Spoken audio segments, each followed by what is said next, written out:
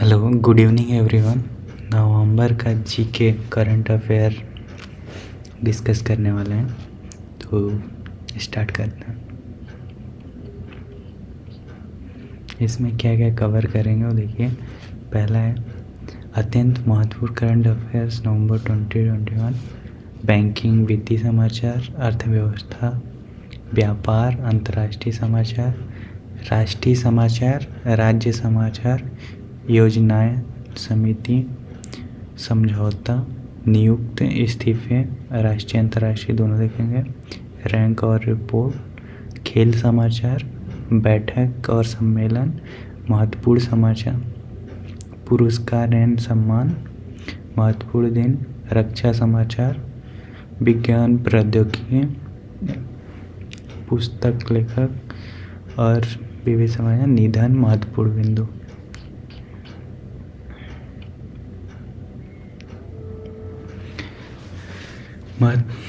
महत्वपूर्ण current affairs नवंबर 2021 का खेल राष्ट्रीय खेल पुरस्कार 2021 की घोषणा 13 नवंबर को हुआ था। इसमें रामनाथ कोविंद ने दिया था। इसमें से मेजर ध्यानचंद खेल रत्न पुरस्कार जो है 2021 का मिला है वो है नीरज चोपड़ा को, एथलेटिक्स है, और रवि कुमार रेसलिंग है, Lovlina Borgohain boxing, Sreejesh PR hockey में मिला है, Avani Lekhara para shooting, Sumit Antil para athlete, Pramod Bhagat para badminton, Krishna Nagar para badminton, Manish Narwal para shooting, Mithali Raj cricket, Sunil Chhetri football, Manpreet Singh hockey में 2 लोगों को मिला है, एथलीट्स में 1 लोगों को और रेसलिंग में 1 को, पैरा एथलीट्स पैरा बैडमिंटन में 2 को, शूटिंग में भी 2 लोगों को, हॉकी में भी 2 लोगों को। और उत्कृष्ट प्रदर्शन के लिए अर्जुन पुरस्कार जो है वो मिला है।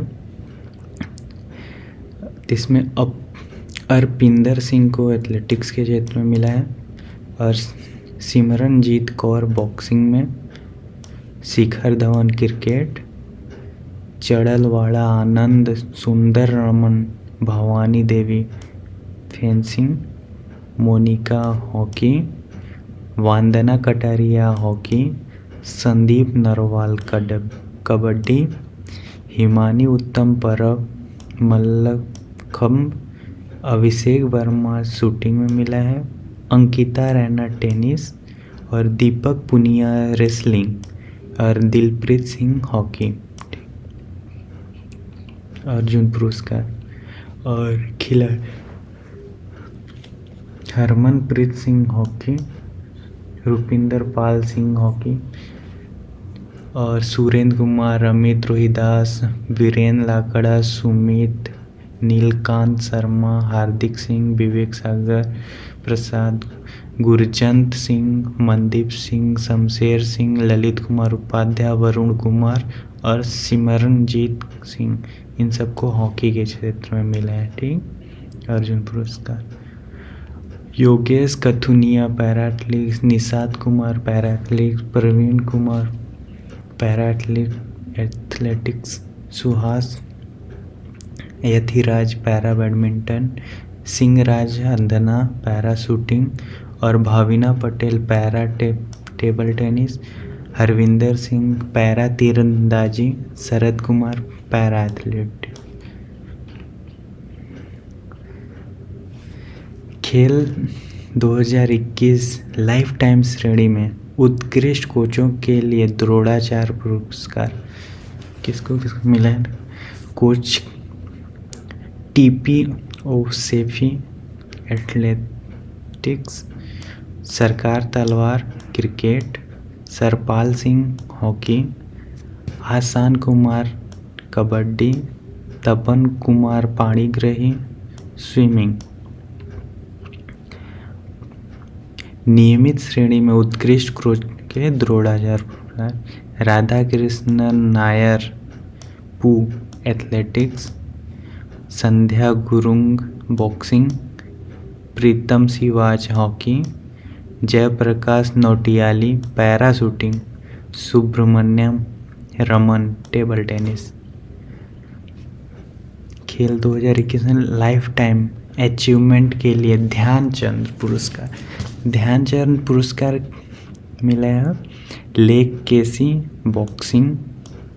अभिजीत कुंते चेस। रविंदर सिंह गर्चा हॉकी। विकास कुमार कबड्डी। सज्जन सिंह रेसलिंग।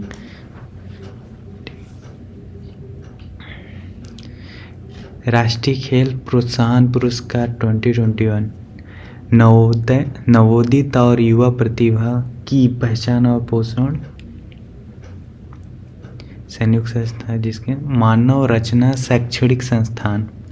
कॉर्पोरेटिव सामाजिक उत्तरदायित्व के माध्यम खेलों को प्रोत्साहन इंडियन ऑयल कॉरपोरेशन लिमिटेड इसको मिला है, ध्यान दीजिएगा, में भी आ सकता है।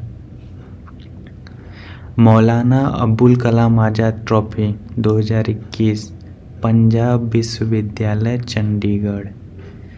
और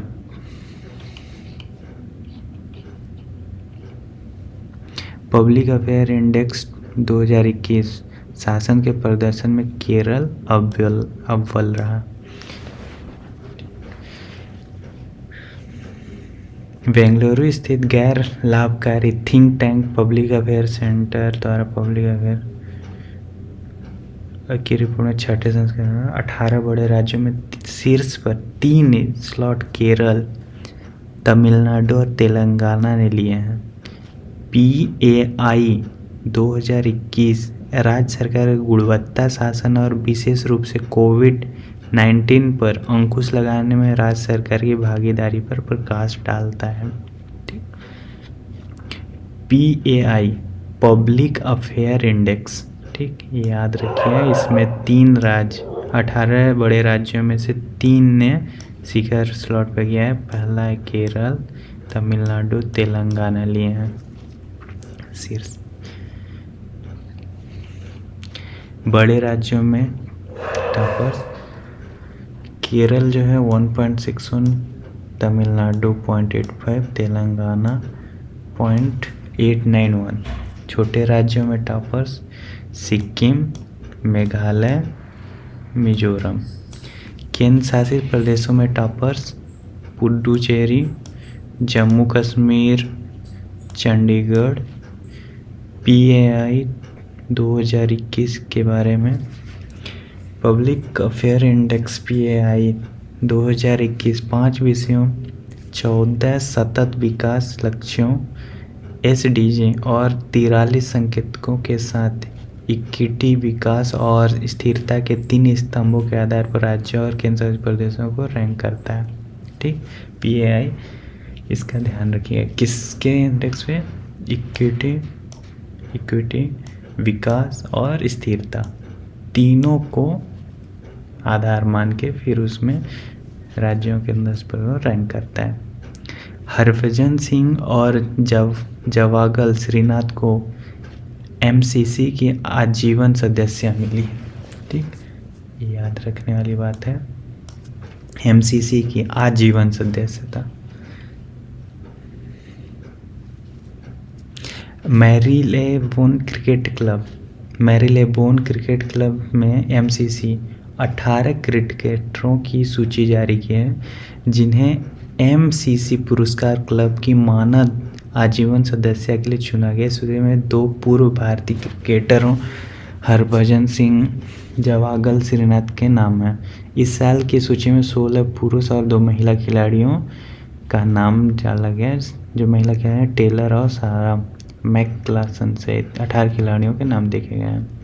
इंग्लैंड MCC पुरस्कार मानद आजीवन सदस्य सूची England athlete Alastair Cook, Ian Bell, Marcus स्ट्रोक, ठीक, Sarah Taylor, Hashim Amla, Herschelle Gibbs, Jacques Kallis और Morne Morkel. West Indies Ian Bishop, Shivnarine Chanderpaul और रामनरेश सरवन वेस्ट इंडीज के। ऑस्ट्रेलिया एथलेट्स ब्लैकवेल और डेमियन मार्टिन। भारत हरभजन सिंह और जवागल श्रीनाथ। भारत में ये है हरभजन सिंह और जवागल श्रीनाथ। श्रीलंका के रंगना हेरात। न्यूजीलैंड सारा मैकलासन। Zimbabwe grand flower. तो इसमें से दो जो सारा टेलर हैं और सारा मैकलासन इसको याद रखिएगा, दोनों को पूछ सकता है सारा टेलर मैकलासन। ठीक।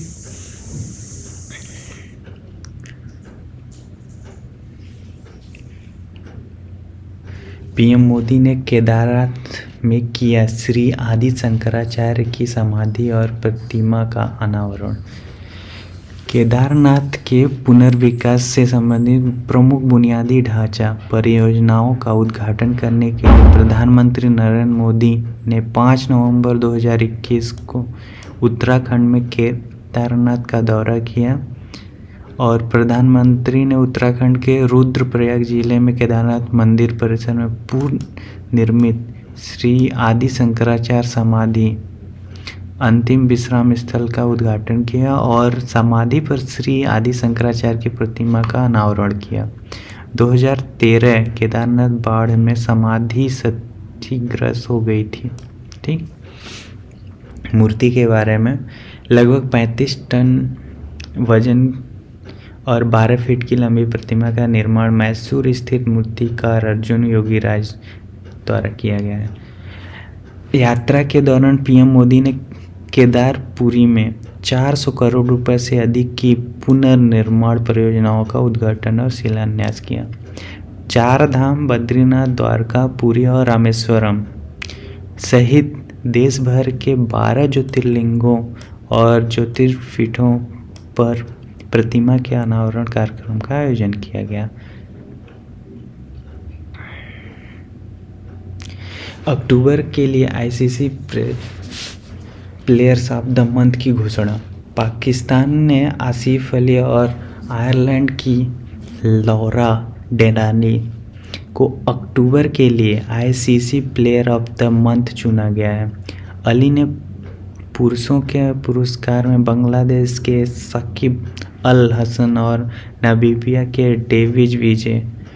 डेविड विजय को हराया और डेनाली ने टीम के साथी कैबी लुइस और जिम्बाब्वे की मैरी अंद्रे मुसुदा को हराकर महिला पुरस्कार जीता।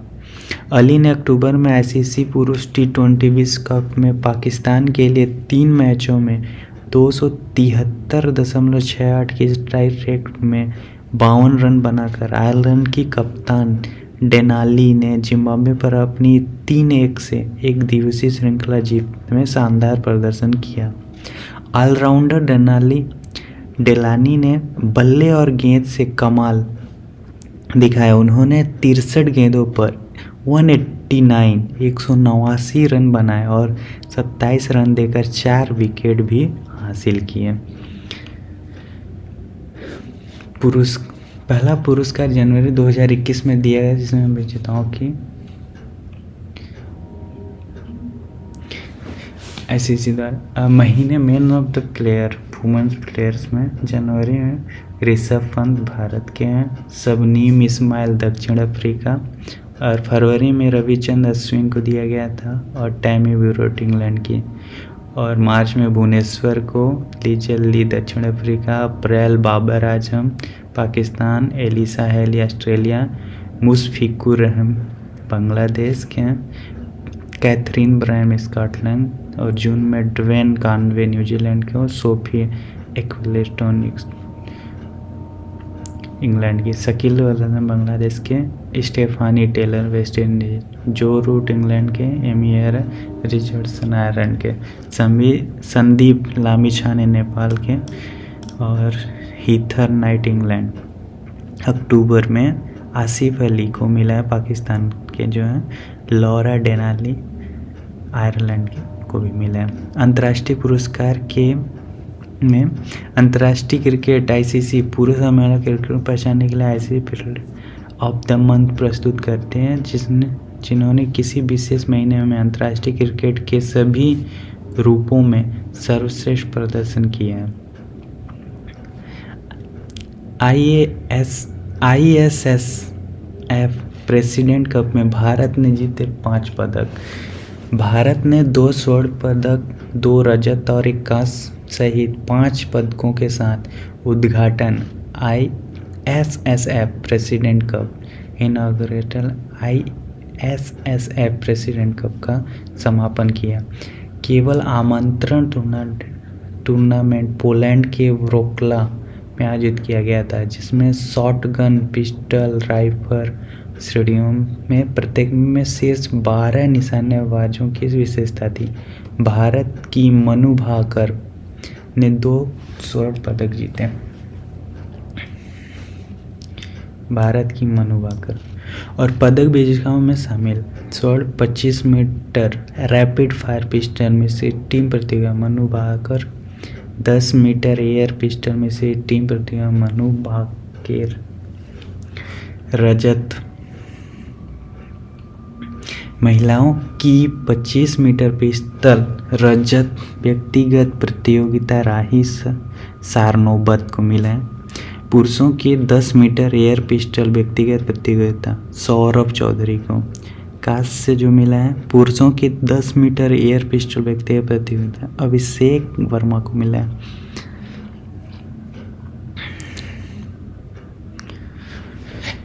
राष्ट्रीय शिक्षा दिवस 11 नवंबर को मनाया गया। भारत में स्वतंत्र भारत के पहले शिक्षा मंत्री मौलाना अबुल कलाम आज़ाद की जयंती के उपलक्ष्य में हर साल 11 नवंबर को राष्ट्रीय शिक्षा दिवस मनाया जाता है। मानव संसाधन विकास मंत्रालय द्वारा 11 सितंबर 2008 को इस दिवस की घोषणा की गई थी। मौलाना अबुल कलाम आज़ाद ने 15 अगस्त 1947 को से 2 फरवरी 1958 तक शिक्षा मंत्री के रूप में कार्य किए हैं। राष्ट्रीय शिक्षा दिवस का इतिहास 11 सितंबर 2008 को मानव संसाधन विकास मंत्रालय एचआरडी ने 11 नवंबर को राष्ट्रीय शिक्षा दिवस के रूप में मानकर शिक्षा के क्षेत्र में मौलाना अबुल कलाम आज़ाद के योगदान को याद करते हुए एक महान व्यक्ति के जन्मदिन को मनाने की घोषणा की। सन 2008 से भारत में हर साल राष्ट्रीय शिक्षा दिवस को बिना छुट्टी घोषित किए मनाया जाता है। मौलाना अबुल कलाम आज़ाद के बारे में। मौलाना अबुल कलाम आज़ाद का जन्म 1888 में मक्का सऊदी अरब में हुआ था। उनकी माँ एक अरब थी और शेख मोहम्मद जहीर वात्री की बेटी, और आज़ाद के पिता मौलाना खैरुद्दीन अफगान मूल के एक बंगाली मुस्लिम थे, जो सिपाही विद्रोह के दौरान अरब आए थे और मक्का गए और वहीं बस गए। वह 1890 में अपने परिवार के साथ कलकत्ता वापस आया। जब अबुल कलाम 2 साल के थे, शिक्षा, राष्ट्र निर्माण, संस्था निर्माण के क्षेत्र में मौलाना अबुल कलाम आज़ाद का योगदान अनुकरणीय है।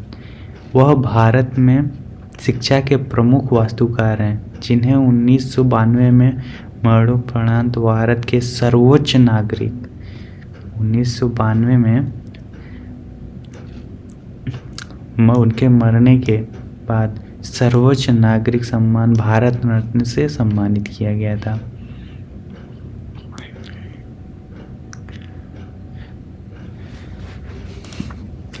कृषि कानूनों को वापस लेगा केंद्र।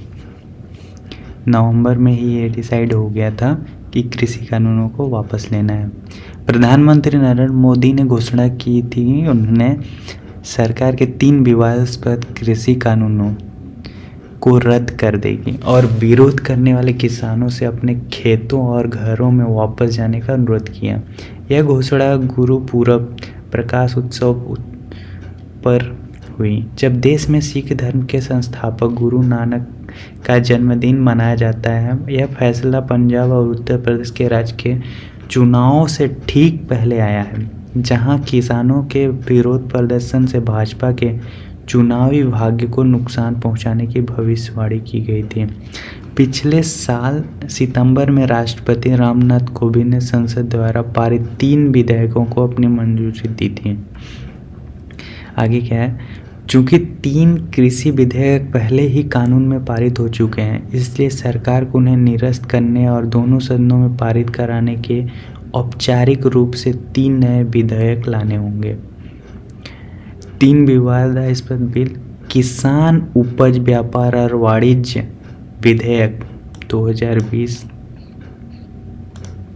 पहला है, अभी तक जो लाया गया कानून उसमें विवादास्पद बिल। पहला किसान उपज व्यापार और वाणिज्य। दूसरा है मूल आश्वासन और कृषि सेवा विधेयक 2020 का किसान सशक्तिकरण समझौता और किसान उपज व्यापार और वाणिज्य संवर्धन और सुविधा विधेयक, ये भी ठीक। ऑस्ट्रेलिया ने जीता अपना पहला T20 विश्व कप का खिताब।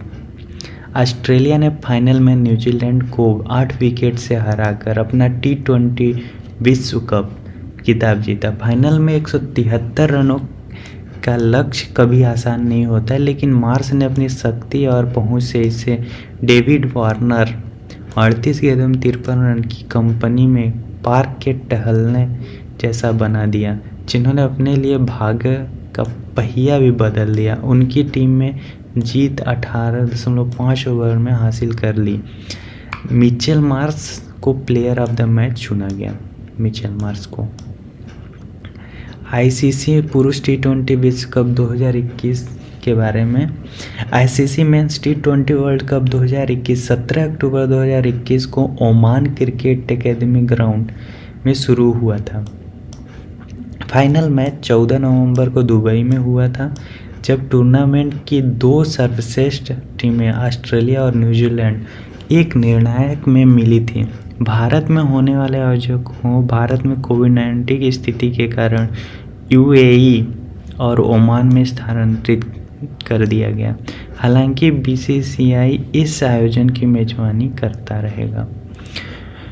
2007 से 2011 तक के विजेताओं की सूची। T20 वर्ल्ड कप 2007 से 2021 तक T20 वर्ल्ड कप विजेताओं की सूची।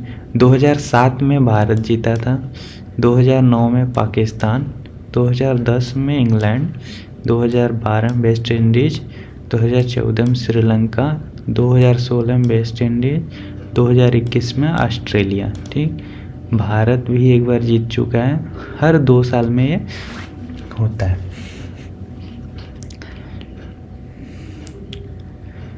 आईसीसी ने अपने 10 पुरुष टूर्नामेंट के मेजबान देशों की घोषणा की है। अंतर्राष्ट्रीय क्रिकेट परिषद आईसीसी ने 2024 और 2031 तक आईसीसी पुरुषों की व्हाइट बॉल स्पर्धा के 14 मेजबान देशों की घोषणा की है। भारत 2029 चैंपियन ट्रॉफी की मेजबानी करने और श्रीलंका के साथ 2026 आईसीसी पुरुष T20 विश्व कप और बांग्लादेश के साथ 2031 आईसीसी पुरुष 50 ओवर के विश्व कप की सह मेजबानी करने के लिए तैयार है।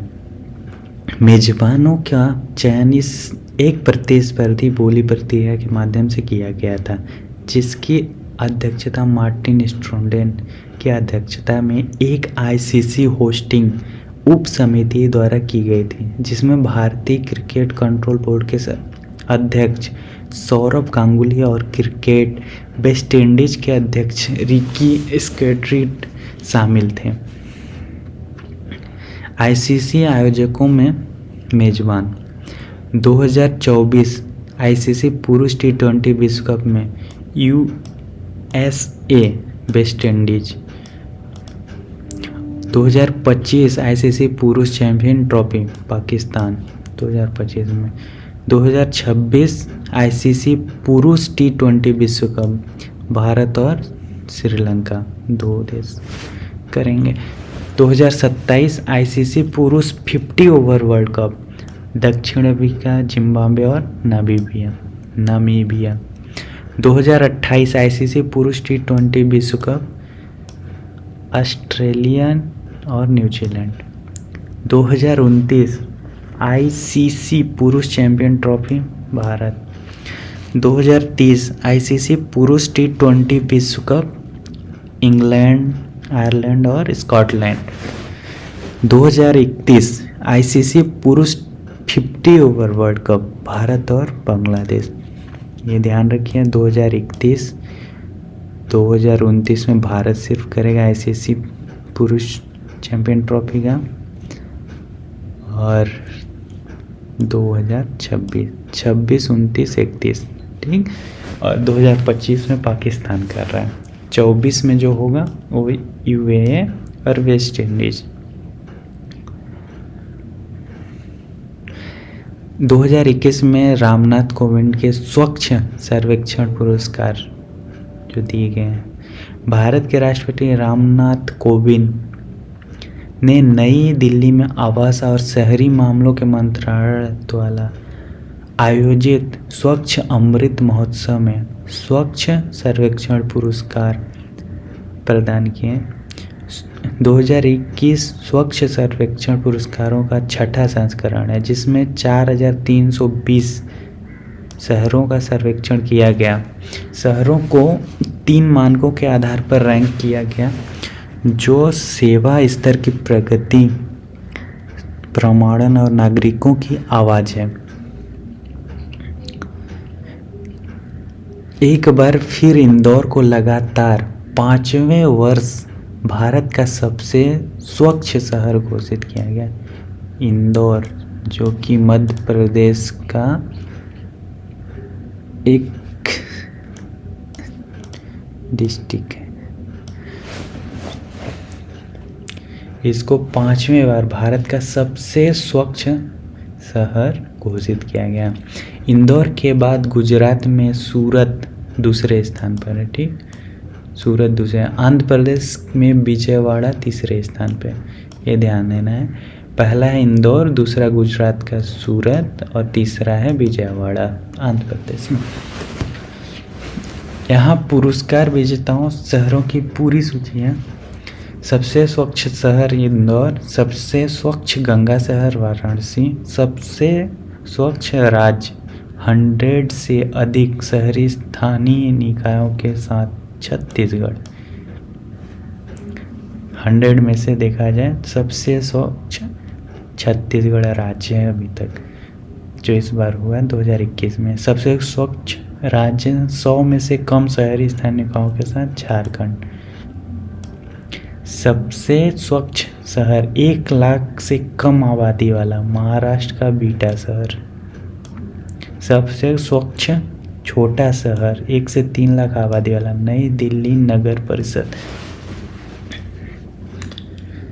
सबसे स्वच्छ मध्यम शहर 3 से 10 लाख की जनसंख्या वाला नोएडा। सबसे स्वच्छ बड़ा शहर 10 लाख से 40 लाख आबादी वाला नवी मुंबई। सबसे स्वच्छ छावनी बोर्ड अहमदाबाद छावनी।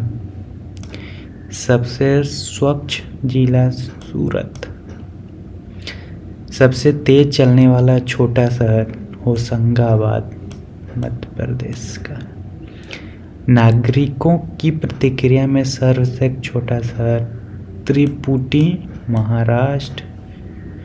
सफाई मित्र सुरक्षा चुनौती में शीर्ष शहर नवी मुंबई। जैसन मोट ने फिक्शन के लिए 2021 का राष्ट्रीय पुस्तक पुरस्कार जीता है, ठीक, जेसन मोट ने फिक्शन के लिए। नेशनल बुक अवार्ड के 72वें संस्करण का आयोजन नेशनल बुक फाउंडेशन द्वारा एक आभासी कार्यक्रम के रूप में किया गया था। जेसन मोट ने अपने उपन्यास हेल ऑफ ए बुक के लिए कथा साहित्य के लिए 2021 का राष्ट्रीय पुस्तक पुरस्कार जीता, जो एक पुस्तक दौर में यात्रा करते समय एक काले लेखक के साहसिक कार्य के बारे में एक कथा है। 2021 के राष्ट्रीय पुस्तक पुरस्कार के विजेता उपन्यास hell of a book Jason Mott, गैर fiction all that she carried, the journey of Ashley's sack, Tiya Miles, युवा जन साहित्य last night at a Telegraph Club, मंडिला लो, कविता फ्लोटर्स मार्टिन स्पादन, सर्वश्रेष्ठ अनुदित साहित्य विंटर ए सोक्यो, एलिसा सुधा दुसापिन और translator Aneesa Abbas Stein French से अनुवादित। राष्ट्रीय भारत के राष्ट्रपति कोविंद ने वीर चक्र, कीर्ति चक्र और शौर्य चक्र भेंट किए, जो कुछ हैं इसमें। रक्षा अलंकरण समारोह में वीरता पुरस्कार और विशिष्ट सेवा अलंकार प्रदान किए। वीरता पुरस्कार भारत सरकार द्वारा सशस्त्र बलों के अधिकारियों कर्मियों के साथ कानूनी रूप से गठित अन्य बलों और नागरिकों को बहादुरी और बलिदान के कार्यों सम्मान करने के लिए स्थापित किया। इन पुरस्कारों की वरीयता का क्रम वीर चक्र, कीर्ति चक्र और शौर्य चक्र है। वीर चक्र फरवरी 2019 में पाकिस्तान के फाइटर जेट्स को पीछे धकेलने में उनकी भूमिका के लिए ग्रुप कैप्टन अभिनंदन वर्तमान को राष्ट्रपति रामनाथ कोविंद द्वारा वीर चक्र से सम्मानित किया गया था। अभिनंदन वर्तमान तब विंग कमांडर थे। आगामी हवाई लड़ाई में उन्होंने 27 फरवरी 2019 को एक पाकिस्तानी F-16 लड़ाकू विमान को मार गिराया। कीर्ति चक्र राष्ट्रपति कोविंद ने जम्मू कश्मीर में एक ऑपरेशन आतंकवादियों को बेअसर करने के लिए सैपर प्रकाश जाधव को दूसरा सर्वोच्च शांतिकालीन वीरता पुरस्कार कीर्ति चक्र मरणोपरांत प्रदान किया गया। उनकी पत्नी और मां ने पुरस्कार ग्रहण किए। शौर्य चक्र मेजर विभूति शंकर ढोलियाल को मिला है। जम्मू कश्मीर में एक ऑपरेशन के दौरान A++ श्रेणी के आतंकवादी को मारने के लिए नायब सूबेदार सोमवीर को मरणोपरांत शौर्य चक्र की सम्मानित किया गया था। राष्ट्रपति ने मेजर महेश कुमार भूरे को भी शौर्य चक्र से सम्मानित किया। वीरता पुरस्कारों के बारे में प्रतिष्ठित पुरस्कार आमतौर पर राष्ट्रपति द्वारा हर साल नई दिल्ली में राष्ट्रपति भवन में आयोजित रक्षा अलंकरण समारोह में पुरस्कार विजेताओं नेक्स्ट ऑफ किन्स NOKS को प्रदान किए जाते हैं।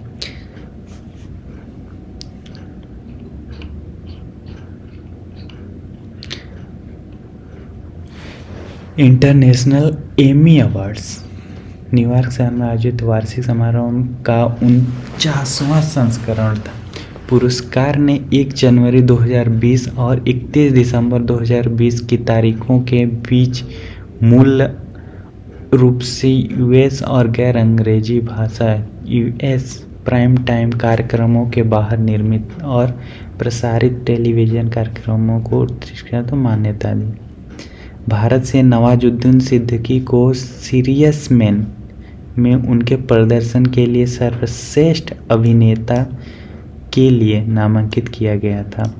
सुष्मिता सेन के नेतृत्व वाली आर्या को सर्वश्रेष्ठ नाटक के लिए नामांकित किया गया था और हास्य अभिनेता वीरदास को सर्वश्रेष्ठ कॉमेडी के लिए नामांकित किया गया था।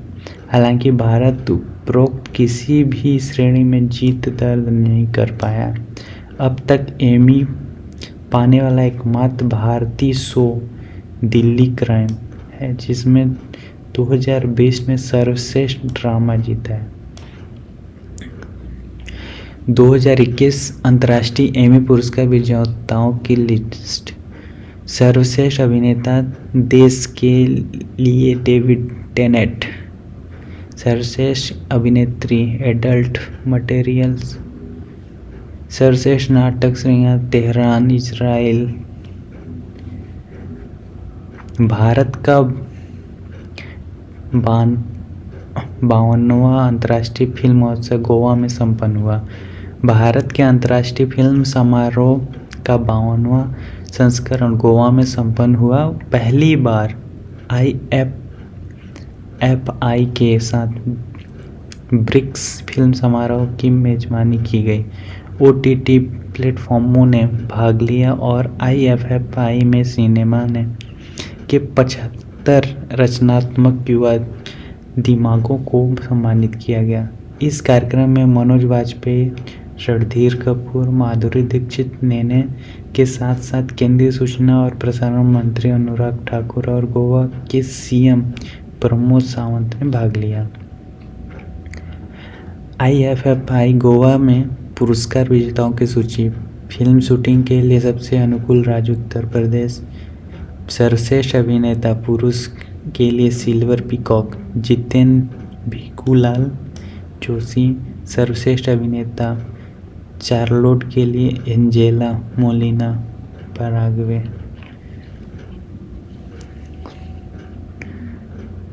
सर्वश्रेष्ठ निर्देशक saving one who was dead.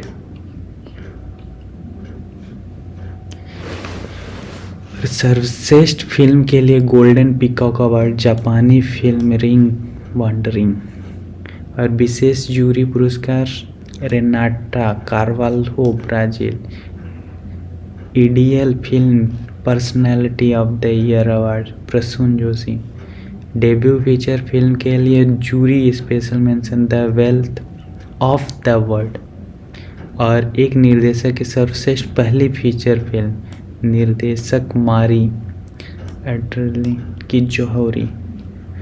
ICFT UNESCO Gandhi पुरस्कार लिगुई द सैक्रेड ब्रांड। छठे ब्रिक्स फिल्म समारोह पुरस्कार 2021 की घोषणा।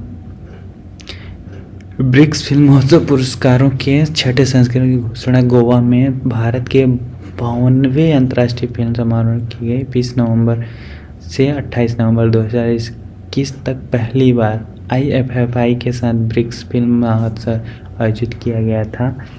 इस प्रतिस्पर्धी उत्सव की जूरी में 5 सदस्य हैं, जिसमें प्रत्येक ब्रिक्स देशों में से एक था। जूरी ने 20 फिल्मों की जांच के बाद 5 श्रेणियों के तहत पुरस्कारों का चयन किया।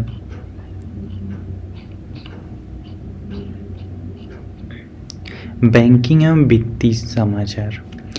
फेडरल बैंक और Aditya Birla health insurance company ने एक बैंक इंश्योरेंस पार्टनरशिप में प्रवेश किया। इस गठबंधन के एक हिस्से के रूप में फेडरल बैंक अपने ग्राहकों को ABHICL द्वारा पेश किए गए अभिनव स्वास्थ्य बीमा समाधान प्रदान करेगा। फेडरल बैंक के ग्राहकों को अस्थमा, उच्च रक्तचाप, उच्च कोलेस्ट्रॉल, मधुमेह, पोषण पर कोचिंग आदि के लिए डे 1 कवर जैसी सुविधा होगी। एस बैंक और bankbazaar.com ने मिलकर ग्राहकों की साख को मापने के लिए फिन बूस्टर नाम से एक को ब्रांडेड क्रेडिट कार्ड लॉन्च किया। फिन बूस्टर एक क्रेडिट फिटनेस ट्रैकर के आसपास बनाया गया है। Fin Booster credit strong app subscription का उपयोग करता है, जो ग्राहकों को क्रेडिट स्कोर में सुधार करने वाली क्रेडिट योग्यता को ट्रैक करने में मदद करता है। भारतीय रिजर्व बैंक ने अब बंधन बैंक को सरकारी कारोबार के संचालन के लिए RBI के एजेंसी बैंक के रूप में नियुक्त किया गया है। बंधन बैंक अब कई अन्य निजी बैंकों में शामिल हो गया है, जिन्हें RBI के एजेंसी बैंक के रूप में सूचीबद्ध किया गया है। बंधन बैंक अब GST, VAT और राज्य करों के संग्रह में संबंधित लेन देन को संभालने के लिए अधिकृत होगा। एक्सिस बैंक ने नई दिल्ली में पावर सैल्यूट के तहत रक्षा सेवा वेतन पैकेज की पेशकश करने के लिए भारतीय नौसेना के साथ एक समझौता ज्ञापन पर हस्ताक्षर किया। समझौते के माध्यम से बैंक भारतीय नौसेना के सभी दिग्गजों और कैडेटों के सभी रैंकों को कई लाभ प्रदान करेगा। आईसीआईसीआई बैंक ने भारतीय सेना के साथ अपने रक्षा वेतन खातों डिफेंस सैलरी अकाउंट के माध्यम से सभी सेवारत और सेवानिवृत्त सैन्य कर्मचारियों के लिए उन्नत लाभ और नई सुविधाओं की पेशकश करने के लिए अपने समझौता ज्ञापन को भी नवीनीकृत किया। आरबीआई ने उचित समय पर पर्यवेक्षी हस्तक्षेप को सक्षम करने और प्रभावी बाजार अनुशासन के लिए एक उपकरण के रूप में कार्य करने के लिए बैंकों के लिए एक संशोधित त्वरित सुरक्षात्मक कार्रवाई ढांचा जारी किया। संशोधित ढांचे में निगरानी के लिए पूंजी परिसंपत्ति गुणवत्ता और उत्तोलक प्रमुख क्षेत्र होंगे। संशोधित पीसीए ढांचा 1 जनवरी 2022 से लागू होगा और रूपरेखा को अंतिम बार अप्रैल 2017 में संशोधित किया गया था। भारतीय स्टेट बैंक ने पेंशन भोगियों के लिए वीडियो जीवन प्रमाण पत्र सेवा शुरू की है। यह नई सुविधा पेंशन भोगियों को अपने घरों में वीडियो के माध्यम से अपना जीवन प्रमाण पत्र जमा करने की अनुमति देगी। यह सुविधा पेंशन भोगियों, पारिवारिक पेंशन भोगियों के अलावा के लिए उपलब्ध है। इस प्रकार सरकार से पेंशन प्राप्त करने वाले पेंशन भोगी की पत्नी इस सुविधा का उपयोग नहीं कर पाएगी। भारतीय रिजर्व बैंक ने अपना पहला वैश्विक hackathon harbinger 2021 innovation for transformation नाम से लॉन्च किया गया। हार्बिंगर 2021 की थीम स्मार्ट डिजिटल पेमेंट है। हैकाथॉन प्रतिभागियों को ऐसे समाधानों की पहचान करने और विकसित करने के लिए आमंत्रित करता है जो डिजिटल भुगतान को कम सेवा वाले लोगों के लिए सुलभ बनाने की क्षमता रखते हैं। डिजिटल भुगतान की सुरक्षा को मजबूत करते हुए भुगतान और उपयोगकर्ता अनुभव में आसानी को बढ़ाते हैं और ग्राहक सुरक्षा को बढ़ावा देते हैं। प्रधानमंत्री नरेंद्र मोदी ने भारतीय रिजर्व बैंक को 2 नवीन ग्राहक केंद्रित पहल शुरू की है। ये पहल है आरबीआई खुदरा प्रत्यक्ष योजना और रिजर्व बैंक एकीकृत लोकपाल योजना। ग्राहकों के लिए अपनी शिकायत दर्ज करने, दस्तावेज जमा करने, स्थिति ट्रैक करने और प्रतिक्रिया प्रदान करने के लिए एक ही संदर्भ बिंदु होगा। भारतीय रिजर्व बैंक ने 23 अप्रैल 2021 को क्रेडिट कार्ड जारी करता डाइनर्स क्लब इंटरनेशनल लिमिटेड पर नए ग्राहकों को जोड़ने के लिए तत्काल प्रभाव से लगाए गए प्रतिबंधों को हटा दिया है। आरबीआई ने भुगतान प्रणाली डेटा के भंडारण पर आरबीआई के साथ गैर अनुपालन के कारण 1 मई 2021 से डाइनर्स क्लब इंटरनेशनल लिमिटेड को अपने कार्ड नेटवर्क पर नए घरेलू ग्राहकों को शामिल करने से प्रतिबंधित किया था, वो जो कि अभी हटा दिए हैं 23 अप्रैल 2021। सेंट्रम ग्रुप और भारत पे के बीच संयुक्त उद्यम यूनिटी स्मॉल फाइनेंस बैंक ने एक छोटे वित्त बैंक के रूप में परिचालन शुरू किया है। यूनिटी बैंक सहयोग और ओपन आर्किटेक्चर के बिजनेस मॉडल के साथ एक डिजिटल पहला बैंक होगा जो अपने सभी हितधारकों को एक सहज डिजिटल अनुबंध प्रदान करने के लिए एकजुट करेगा। भारत पे की स्थापना 2018 में अश्वीर ग्रोवर और शाश्वत नागरानी द्वारा की गई थी। इंडियन बैंक ने वीडियो केवाईसी सुविधा शुरू की है जो एक आवेदक को अपने वेब आधारित प्लेटफॉर्म पर अपनी वीडियो आधारित ग्राहक पहचान प्रतिक्रिया केवाईसी वीसीआईपी तकनीक को शामिल करके कहीं से भी खाता खोलने की अनुमति देता है। यह पहल भौतिक सत्यापन को पूरा करने के लिए बैंक की किसी भी शाखा में व्यक्तिगत रूप से जाने की आवश्यकता को समाप्त कर देगी। आरबीआई ने महाराष्ट्र स्थित बाबाजी दाते महिला सरकारी बैंक पर व्यावसायिक गतिविधियों का सख्त प्रतिबंध लगा दिया है, जिसमें जमाकर्ताओं के लिए 5,000 रुपये की निकासी सीमा भी शामिल है। केंद्रीय बैंक द्वारा सरकारी बैंक पर शिकंजा कसने का यह ताज़ा उदाहरण है। 8 नवंबर 2021 को कारोबार की समाप्ति से बैंक नए ऋण जारी नहीं कर सकता या नई जमा राशि स्वीकार नहीं कर सकता। HDFC बैंक लिमिटेड ने अंतर्राष्ट्रीय धोखाधड़ी जागरूकता सप्ताह 2021 14 से 20 नवंबर के समर्थन में धोखाधड़ी की रोकथाम पर जागरूकता बढ़ाने के लिए अपने मुंह बंद रखो अभियान का दूसरा संस्करण शुरू किया। भारतीय रिजर्व बैंक ने निम्नलिखित 2 प्रकार की गैर बैंकिंग वित्तीय कंपनियों के लिए अंतर्राष्ट्रीय लोकपाल तंत्र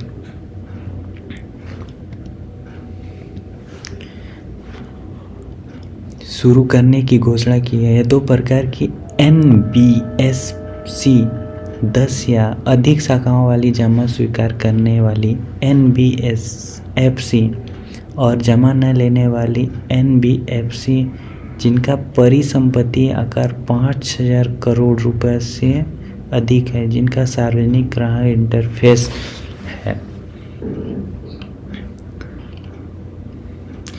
आरबीआई के पेमेंट्स इंफ्रास्ट्रक्चर डेवलपमेंट फंड का कुल कोष 614 करोड़ रुपए तक पहुंच गया है।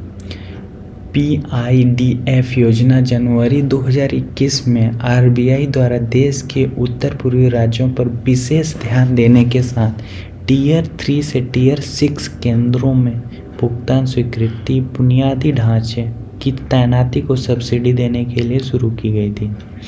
उस समय यह निर्णय लिया गया था कि आरबीआई PIDF को 250 करोड़ रुपए का प्रारंभिक योगदान देगा, जिसमें आधा फंड शामिल होगा और शेष योगदान कार्ड जारी करने वाले बैंक और देश के संचालित कार्ड नेटवर्क से होगा।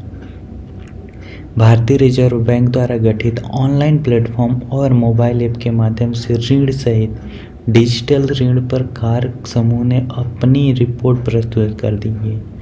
आरबीआई ने विनियमित वित्तीय क्षेत्रों के साथ साथ अनियमित खिलाड़ियों द्वारा डिजिटल उधार गतिविधियों के सभी पहलुओं का अध्ययन करने के लिए अध्यक्ष के रूप में आरबीआई के कार्यकारी निदेशक जयंत कुमार दास के साथ ऑनलाइन प्लेटफॉर्म और मोबाइल ऐप के माध्यम से ऋण देने सहित डिजिटल ऋण पर एक विजय स्थापित किया था।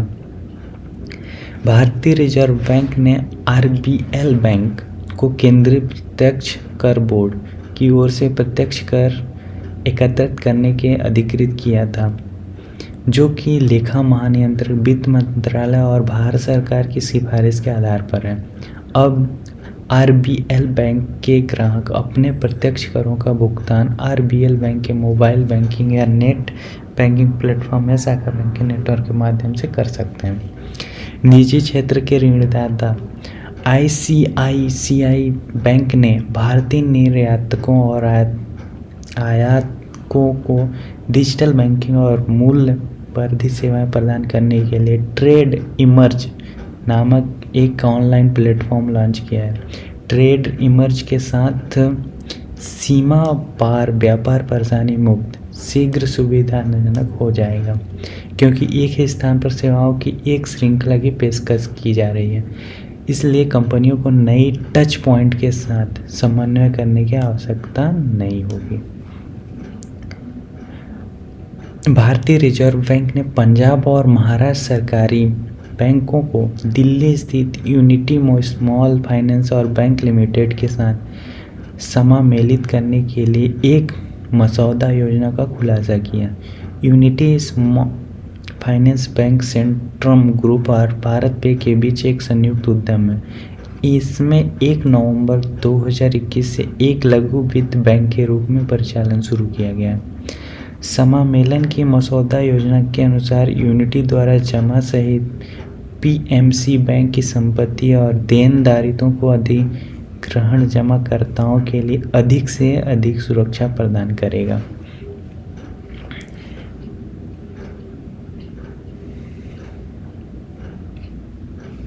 एचडीएफसी इंडिया ने पुनर्कृत पीवीसी प्लास्टिक से बना भारत का पहला क्रेडिट कार्ड लॉन्च किया है। क्राडो को वैश्विक कार्ड निर्माता IDEMIA के साथ साझेदारी में पेश किया गया है ताकि धीरे धीरे एकल उपयोग वाले पीवीसी प्लास्टिक को खत्म किया जा सके। कार्ड 85% पुनर्नवीनीकरण प्लास्टिक से बने हुए हैं और प्रत्येक कार्ड समग्र कार्बन उत्सर्जन को कम करने में मदद करने के अलावा 3.18 ग्राम प्लास्टिक कचरे को बचाएगा। अर्थव्यवस्था की समाचार। अक्टूबर महीने के लिए सकल माल और सेवा पर संग्रह जीएसटी जो संग्रह किया गया था वो 1,30,127 करोड़ रुपए रहा, जो जुलाई 2017 में जीएसटी लागू होने के बाद से दूसरा सबसे बड़ा संग्रह है। अप्रैल 2021 में अब तक का सर्वाधिक 1.41 लाख करोड़ रुपए का जीएसटी संग्रह दर्ज किया गया। महीने के लिए राजस्व साल दर साल 24% अधिक है। घरेलू क्रेडिट रेटिंग एजेंसी ब्रिकवर्क्स रेटिंग्स ने चालू वित्त वर्ष यानी 2021-22 में भारत के सकल घरेलू उत्पाद जीडीपी का 10.5% रहने का अनुमान लगाया। पहले यह 9% रहने का अनुमान था। उपभोक्ता मूल्य सूचकांक कंज्यूमर प्राइस इंडेक्स CPI द्वारा मापी गई खुदरा मुद्रास्फीति अक्टूबर में थोड़ा बढ़कर 4.48% हो गई है। अलग से औद्योगिक उत्पादन सूचकांक के संदर्भ में मापा गया कारखाना उत्पादन सितंबर में 3.1% बढ़ा। सब्जियों की कीमतों में वृद्धि के साथ खाद्य मुद्रास्फीति अक्टूबर में 0.85% हो गई है, जो एक महीने पहले 0.68% थी।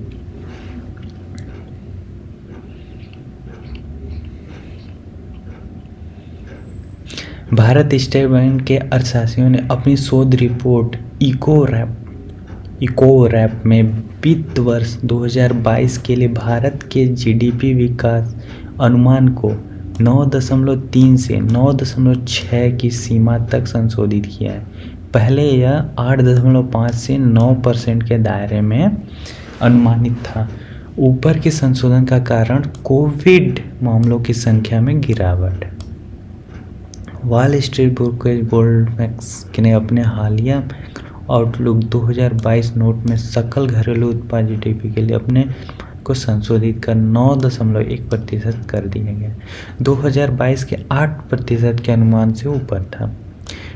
2021-22 इसमें आर्थिक विकास दर 8.5% रहने का अनुमान है। 22-23 में 7.75 और 23 में 11% से अधिक की अनुमान है। 2021 में 7.3 का अनुमान किया गया, 5% वृद्धि का अनुमान लगाया गया था। 5% पहले बोला गया था, उसमें 7.3। व्यापार समाचार। एशियाई विकास बैंक ने भारत के राष्ट्रीय औद्योगिक गलियारा विकास कार्यक्रम का समर्थन करने के लिए 250 मिलियन अमेरिकी डॉलर लगभग 1,875 करोड़ रुपए के ऋण की मंजूरी दी है। यह 17 राज्यों में फैले 11 औद्योगिक गलियारों को विकसित करने के लिए प्रोग्रामेटिक USD 500 मिलियन ऋण का पहला उप प्रोग्राम है। भारतीय अध्यक्ष ऊर्जा विकास एजेंसी लिमिटेड ने सतर्कता जागरूकता सप्ताह 2021 के उत्सव में एक भाग के रूप में एक व्हिसल ब्लोअर पोर्टल लॉन्च किया है। पोर्टल को श्री प्रदीप कुमार दास, अध्यक्ष और प्रबंध निर्देशक IREDA द्वारा 2 नवंबर 2021 को लॉन्च किया गया था। नीति national institution for transforming India आयोग और विश्व बैंक इलेक्ट्रिक वाहनों के तेजी से और आसान वित्त पोषण के लिए एक कार्यक्रम की सुविधा के लिए मिलकर काम कर रहे हैं। नीति आयोग और वर्ल्ड बैंक $300 मिलियन का first loss risk sharing instrument स्थापित कर रहे हैं। इसमें स्टेट बैंक ऑफ इंडिया इसके प्रोग्राम मैनेजर के रूप में है। इलेक्ट्रिक 2 व्हीलर और इलेक्ट्रिक 3 व्हीलर्स के लिए मौजूदा ब्याज दर जो 20-25% के दायरे में है, उसे घटाकर 10 से 12% करने की उम्मीद कर दी गई। और वित्त मंत्रालय ने 2020-21 के लिए कर्मचारी भविष्य निधि एम्प्लॉय प्रोविडेंट फंड EPF जमा पर ब्याज दर को 8.5% पर मंजूरी देती है। वर्ष 2019-20 के लिए निर्धारित दरों को अपरिवर्तित रखा गया है। EPF एक निश्चित आय वाला साधन है जो PPF और सुकन्या समृद्धि खाते के साथ साथ छूट शासन के तहत पूरी तरह से कर मुक्त है। अब श्रम मंत्रालय इसे लागू करने के लिए ब्याज दर अधिसूचित करेगा। बच्चों पर केंद्रित फिनटेक जूनियो ने रुपे प्लेटफॉर्म पर पूर्व किशोर और किशोरों के लिए एक स्मार्ट बहुउद्देशीय कार्ड लॉन्च किया है। जूनियो रुपे कार्ड बच्चों के लिए बनाया गया है और यह उनके ऑनलाइन और ऑफलाइन दोनों खरीदारी के लिए डेबिट कार्ड के रूप में काम कर सकता है।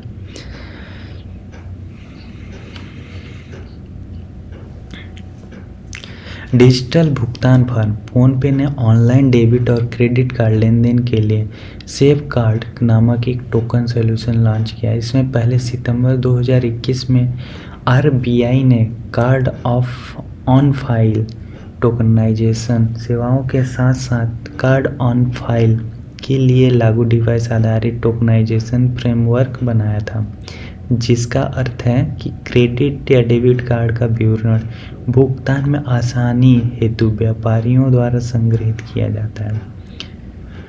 भारत पे ने अपने मर्चेंट पार्टनरशिप के दुनिया का पहला merchant shareholding programme launch किया है। $100 मिलियन रुपए का कार्यक्रम है, जिसके तहत कंपनी अपने मर्चेंट ग्राहकों को भारत पे से इक्विटी शेयर खरीदने और भागीदार बनाने का अवसर प्रदान करती है। कंपनी 2024 तक सार्वजनिक लिस्टिंग की योजना बना रही है और सार्वजनिक लिस्टिंग मूल्य $1 बिलियन का लक्ष्य रखती है।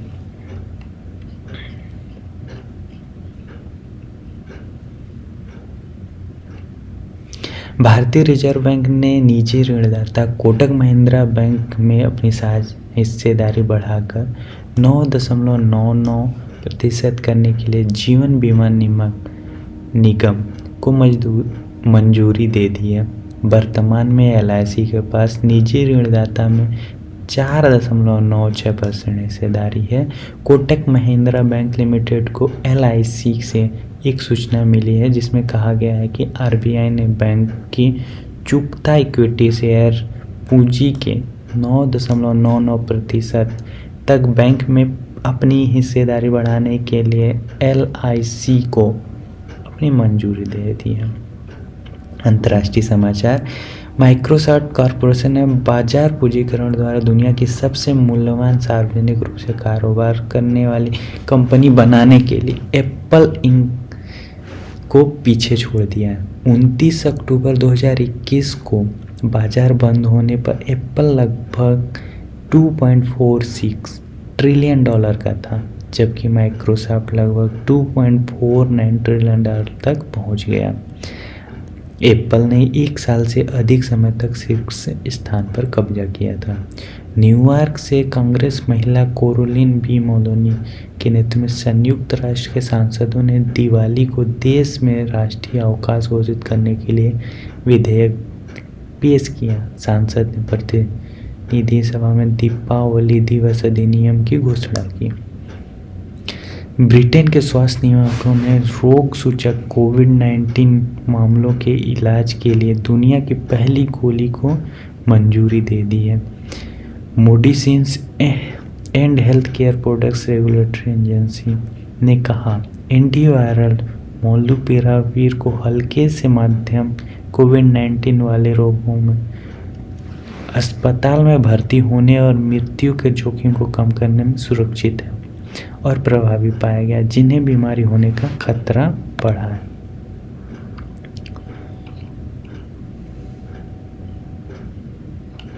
जापान के सॉलिड ईंधन एप्सिलॉन 5 रॉकेट ने 9 छोटे उपग्रहों को कक्षा में सफलतापूर्वक स्थापित किया, जिसमें एक कक्षीय मलबा हटाने वाले प्रौद्योगिकी प्रदर्शन भी शामिल है। यह मिशन एप्सिलॉन रॉकेट की 5वीं उड़ान को चिन्हित करता है, जिसने पहली बार सितंबर 2013 में उड़ान भरी थी। एप्सिलॉन 5 ने प्राथमिक payload rapid innovative payload demonstration satellite number 2 जारी किया। भारत में दक्षिण एशिया की महिलाओं को पावर सेक्टर प्रोफेशनल नेटवर्क में बढ़ावा देने के लिए we power India partnership forum 9 पर 2021 को एक वर्चुअल प्लेटफॉर्म के माध्यम से आयोजित किया गया था। यह कार्यक्रम विश्व बैंक और एशियाई विकास बैंक द्वारा इंडिया स्मार्ट ग्रिड फोरम के सहयोग से आयोजन किया गया था। इस कार्यक्रम में भारत का स्वच्छ ऊर्जा संक्रमण में महिलाओं के लिए नौकरी के अवसरों को विस्तार पर एक पैनल चर्चा हुई।